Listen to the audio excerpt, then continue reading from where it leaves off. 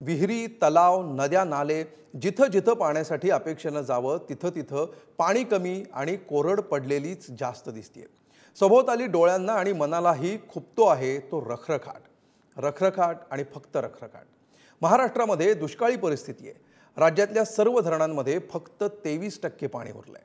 बघूया या संदर्भातला एक रिपोर्ट।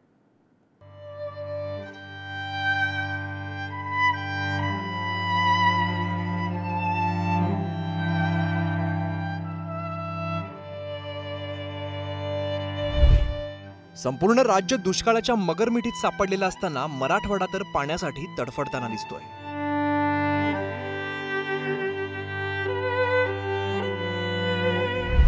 मराठवाड्यातील पाणी टंचाईची स्थिती अतिभयावह झाली। नदी नाले कोरडे ठाक पडलेत, धरणं विहिरींनी तळ गाठलाय, गावागावातील पाणवठे आटून गेले।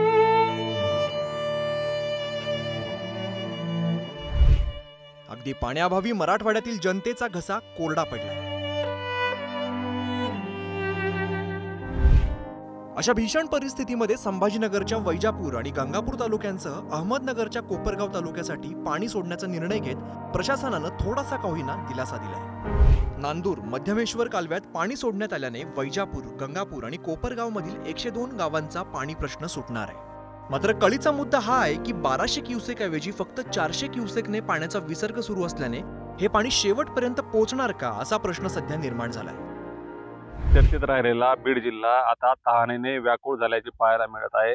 प्रशासनाने वेगवेगळ्या ठिकाणाहून टँकर जरी सुरू केले असले तरी आता या टँकरचे जे उद्भव स्रोत आहेत ते देखील कोरडे पडत असल्याने गावकऱ्यांची तसेच ग्रामस्थांची तहान कशी भागवायची हा प्रश्न प्रशासनापुढे निर्माण होणार आहे। एकीकडे नांदूर मध्यमेश्वर कालव्यात विसर्ग केला जात असताना दुसरीकडे संभाजीनगरमधील सुखना धरण कोरडं ठाक पडलंय। पाणी आटल्याने धरणातील जमिनीला पडलेल्या भेगा सुद्धा स्पष्ट दिसतायत।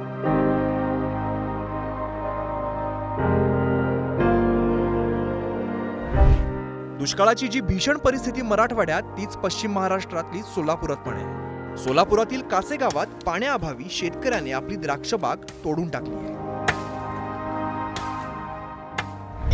ते झाड पूर्ण बागेची तोडून काढत आहोत, कारण की आता पाणीच नाही तर बाग ठेवून तर काय करणार आहोत। कारण एवढा खर्च करूनही त्या ठिकाणी हातामध्ये बेनिफिट झिरो येत आहे आणि त्याच्यामुळे आम्ही आता सरकारला आमचं एवढंच सांगणं आहे की बाबा आता काहीतरी दुष्काळग्रस्त म्हणून काहीतरी उपाययोजना त्यांनी केल्या पाहिजे। तर सोलापुरातच दुष्काळामुळे अनेक शेतकऱ्यांचं ऊसाचं पीकही जळून गेलंय। काही शेतकऱ्यांना तर आपल्या ऊसाच्या पिकावर रोटर फिरवण्याची वेळ आली आहे।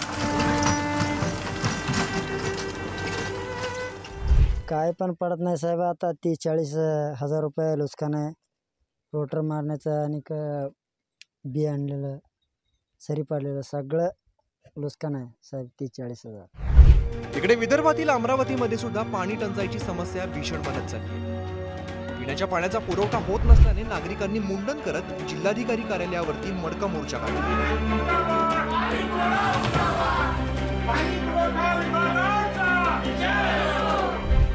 दुष्काळामुळे इकडे मराठवाड्यातील हिंगोली जिल्ह्यातील पूर्णा आणि पैनगंगा नदीचं पाणीपात्र पूर्णपणे कोरडं ठाक पडलंय। त्यामुळे हिंगोलीकरांना देखील भीषण पाणी टंचाईचा सामना करावा लागतोय।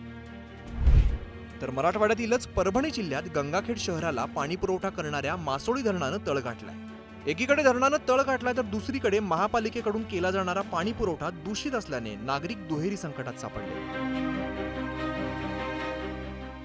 परभणीच्या गंगाखेड शहराला पाणी पुरवठा करणाऱ्या मासोळी धरणामध्ये अत्यंत कमी पाणीसाठा असल्याने गंगाखेड शहराला आता 15 दिवसात पाणी पुरवठा केला जात आहे। त्यामुळे जवळपास 1 लाख नागरिकांना आता पाणी टंचाईचा सामना करावा लागत आहे। टँकरने पाणी पुरवठा केला जात आहे तर 154 विहिरी आणि बोरचा अधिग्रहण करण्यात आले आहे। 73% महाराष्ट्र दुष्काळाच्या विळख्यात सापडलेला असताना 2 दिवसांपूर्वीच मुख्यमंत्री शिंदेंनी संभाजीनगरमध्ये दुष्काळाची आढावा बैठक घेतली। या बैठकीनंतर मुख्यमंत्री शिंदेंनी मराठवाड्यासाठी 14,000 कोटींची घोषणा केली। संभाजीनगरसाठी 2,000 कोटी, धाराशिवसाठी 1,719 कोटी, बीडसाठी 1,133 कोटी, लातूरसाठी 291 कोटी, हिंगोलीसाठी 421 कोटी, परभणीसाठी 707 कोटी, जालन्यासाठी 159 कोटी, तर नांदेडसाठी 660 कोटी। जवळपास मराठवाड्यात 1837 टँकर सुरू आहेत आणि 1249 गावं 512 वाड्यांवर हे टँकर सुरू आहेत आणि हे टँकर आणखी जर आवश्यकता भासली तर खालच्या अगदी ग्रामसेवकापर्यंत तलाठ्यापर्यंत सूचना दिलेल्या आहेत की तात्काळ रिक्वायरमेंट तुमची पाठवा, 3 दिवसांमध्ये तुम्हाला टँकर आणि चाऱ्याची व्यवस्था केली जाईल। राज्य सध्या भीषण दुष्काळाच्या झळा सहन करते। मराठवाड्याचा तर टँकरवाडा झालाय। अशा परिस्थितीत मुख्यमंत्री मराठवाड्यावर घोषणांचा पाऊस पाडून गेले, मात्र प्रत्यक्षात दुष्काळावर उपाययोजना दिसत नाहीये। सचिन चिरेसह अक्षय मुंडे, छगन जाधव, पुढारी न्यूज।